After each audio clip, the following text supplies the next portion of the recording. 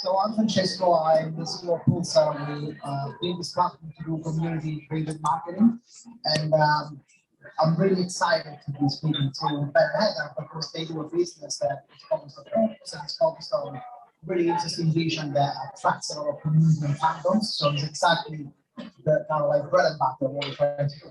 So I wanted to start like a discussion about a quick introduction to Harmless, what it is, why do you guys started, and what is it about? All right, I think everybody can hear me. I'm usually very, very loud, so that probably helps in this environment. So, how many are familiar with Harmless? It's okay if you don't. All right, we got a lot of people. Not many people know about us, but our job is to hopefully help more people learn about Harmless.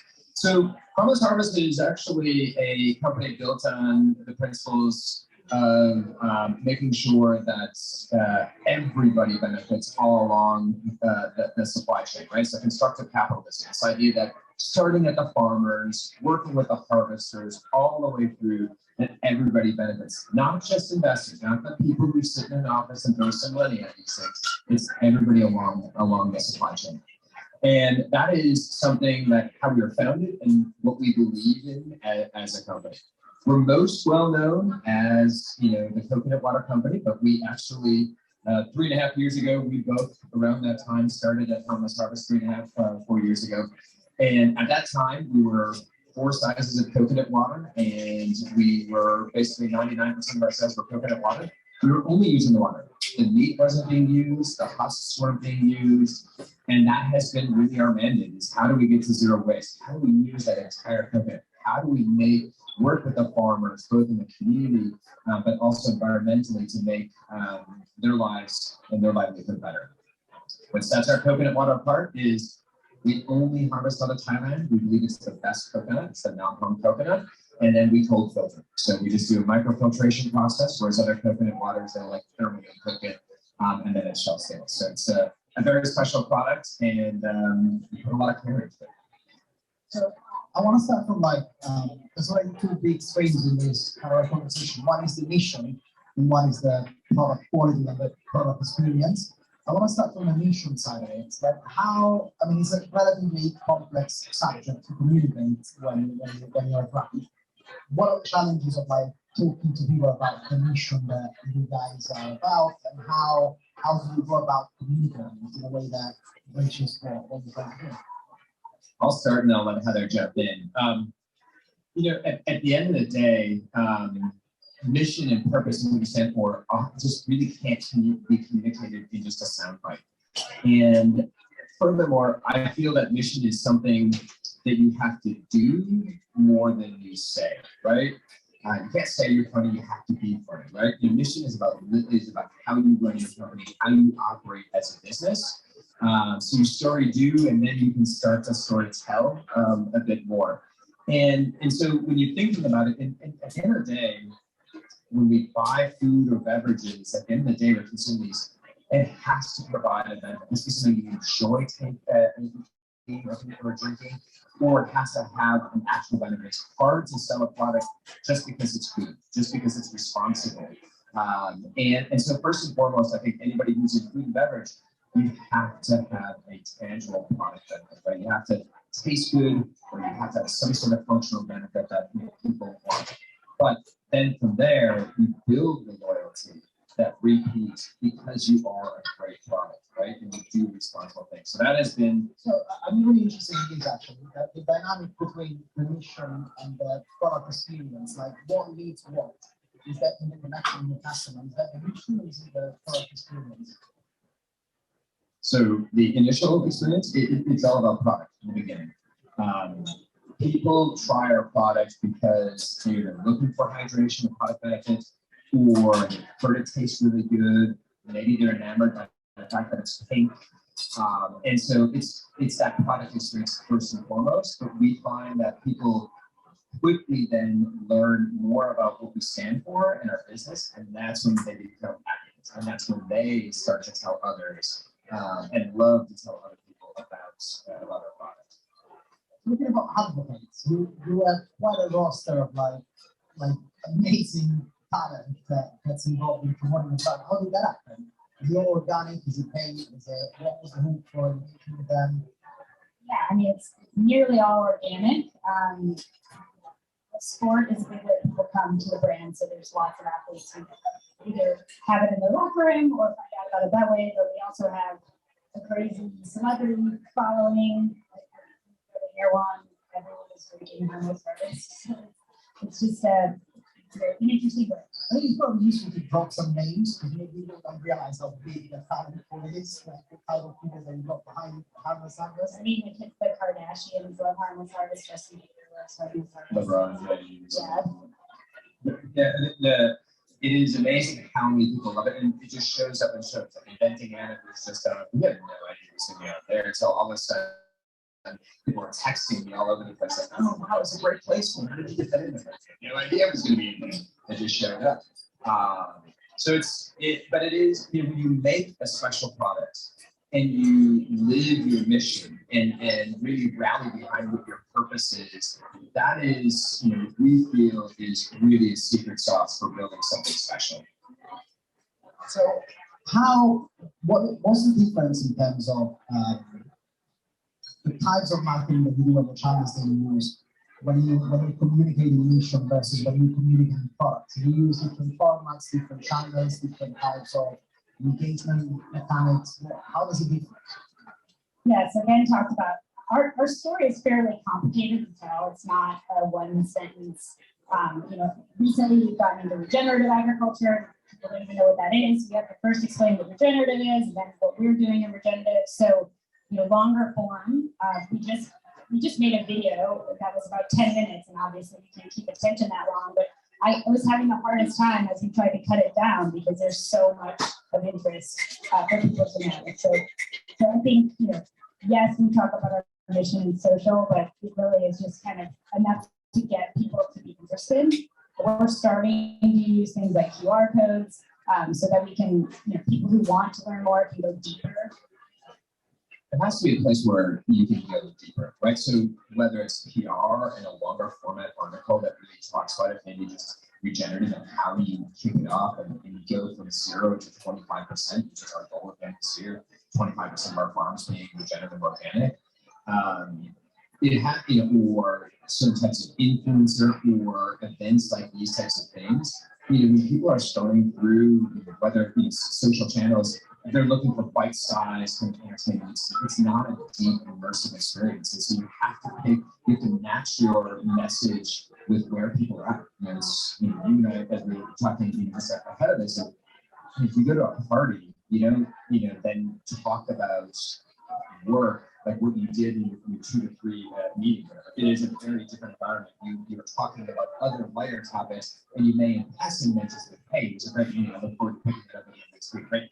You have to know where you're at and you have to match your message. And it's the same thing you can build on, right? Well, by the way, agriculture. Yeah. Yeah. So when you have such a clear mission and purpose, you also end up attracting probably fandoms, people that are into that subject, the communities that are interested. So how do you you have kind of like a big online community that you tap into, and how do you do that, and what role does it play in the way you guys run the brand?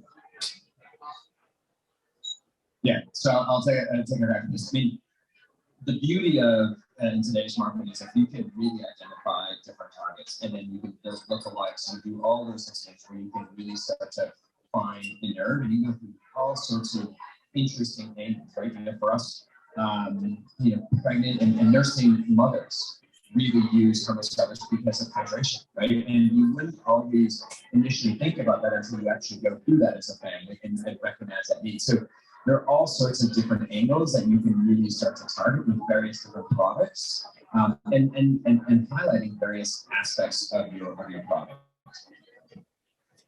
We did launch online about 15 months ago, so before then we were brick and mortar only, and so you're going through a distributor, through a retailer, you don't get to have that conversation directly, but we really leaned in on the D2C side, both with how we message, but also how we talk to our consumers. So I'm interested in understanding how that connection changed. So when you were brick and mortar, you were probably able to have more in-depth exchanges with the people that you were engaging with directly. But then when you're online, you can actually see people trends and talk to communities and understand how bigger perceptions play out at a larger scale. What's the difference between your connection with your audience when you are brick and mortar to now that you're going to the same things? Well, we can get a lot more targeted now. So we know that there are many different ways people come to the brand, and so now that we're having a direct conversation with them and not at the retail shelf, we can speak to them in the way they want to be spoken to. What's missing from the previous engagement? Well, now you can actually measure what works, right? You know, if you don't have any way to see if anybody went to a sale, you're not always 100% sure exactly which messages, which way in really worked. I mean, there are all sorts of ways that you can approximate and analyze, and now you literally know through the whole funnel and then if it converts to purchase, right? And so that very direct feedback allows you to refine not only the direct marketing, but then also just the brand building in general that is meant to lift the entire brand. I'm conscious of time. I want to see if there's any questions from the audience, or if we can just chat between ourselves. We'll continue. You're good. Keep going. Yeah. So, how there's a lot of conversations now about DTC in terms of how the model has changed since price of doing business through social platforms gone up, and attention has become quite complex to harness.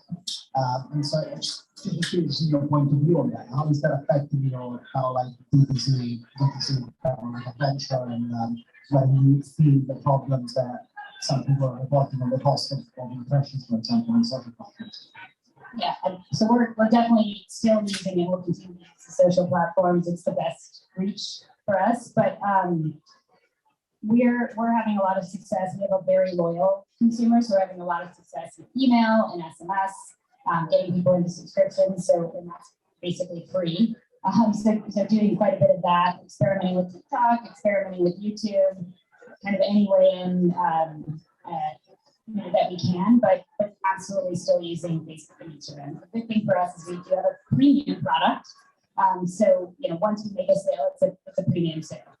And there's an ecosystem there, like of like-minded brands. When you think of affiliate and partnerships you can do with other brands that have a similar outlook on like how you should run a business. Those are great partners, and they have super fans that also then become your super fans, and vice versa. So I think to me, the most, especially when you have a very sticky, talk-worthy brand, and I would say Harmless is in that thing. Maybe not the most, but certainly a sticky, talk-worthy brand, using platforms that facilitate talk-worthiness, and evangelizing about your brand is really powerful. And finding other brands that have that similar kind of approach, similar mindset and brand personality, I think is really powerful.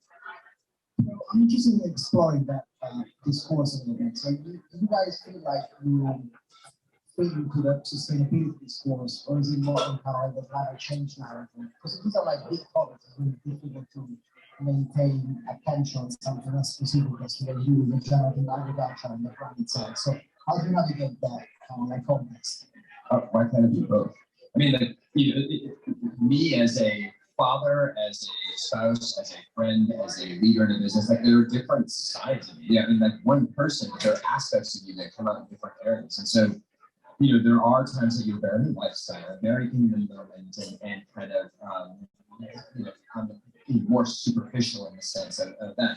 And then there are times you're very serious in various different touch points where you're really going deeper on issues of regenerative organic, or the conversion of all of our plastic to 100% recycled plastic, right? Like those types of things can come out, and you can do both of those, but maybe not at the same time with the exact same audience. So we have time for a couple quick questions. If I could, if you have a question, raise your hand. I will run the mic to you. While you're thinking about it, I'll throw one out there to get them started. You mentioned that you're trying to find ways to use the rest of the coconut. One of the things that I thought was really cool, we re-turfed our soccer fields, and they put coconut in for the turf, the coconut shelter. I'd love to hear an example of some of the kind of cool different things we're using the coconut for that you never thought of. Yeah, so we're using a lot in product development. So we've gone into yogurt, we've gone into the beverages using the meat, but the husk is the hardest thing. So on the smaller scale side, we've made stand-up paddleboards. We've done furniture, as we put furniture, we use biofuel out of it. So but it's, honestly, this year we will scoop 60% of our coconuts to meat outside. That's a far cry from the less than 1%. When you're scooping food, we have over 100 million coconuts in mind. That's a lot of coconuts that you're trying to scoop because it's a very manual process. Our goal is by the end of next year to get to 100% scooped. It's not easy, especially because it's seasonal. It's not like you just have to even them out all year. Like you go up and then you go down. And being able to have the infrastructure to handle those peaks is really, really difficult. And then from a husk standpoint, Heather mentioned a number of them, but we're still using a fraction of the husks. We're working hard with a number of companies trying to find different ways to use it. Biofuel is definitely the most promising, and we are using it already and can ramp that up. I would say that's incrementally better than we are, so at least it replaces fossil fuels. But we're trying, there's some leading technology and trying to use it in corrugate. So we would actually put all of our bottles into corrugate made out of coconut husk. That is definitely a dream of ours. It is really hard to commercialize that, and very capital intensive. And when you're barely a break-even company, it's hard to foot that bill. But we're definitely trying to find partners and trying to do that. So that's honestly the area that we are stay awake at night, is just how do you use all these processes. Yes. Yeah, so first of all, very fascinating story about the brand. You mentioned customizing the creatives for the audiences that how are you customizing the approach to the customers? Sorry, very hard to hear. So we, as we said, people come into the brand in many different ways. So obviously we have different campaigns that we run online. We have different landing pages and different just audiences that we target overall. So we also use different platforms for different audiences. Obviously on the product side, we can't customize as much on the CPG product, so it's all about the messaging. Yeah, it's really about the messaging, and kind of like, somebody might be more sober curious and really likes how it looks in a wine glass. It looks like rosé. It's a very elegant thing to drink. Another person's using it for pure sport, right? It just really depends on the aperture you're going down and how you then portray and show it. Thank you very much for that. We'll wrap up the session. Thank you. Thanks, everyone.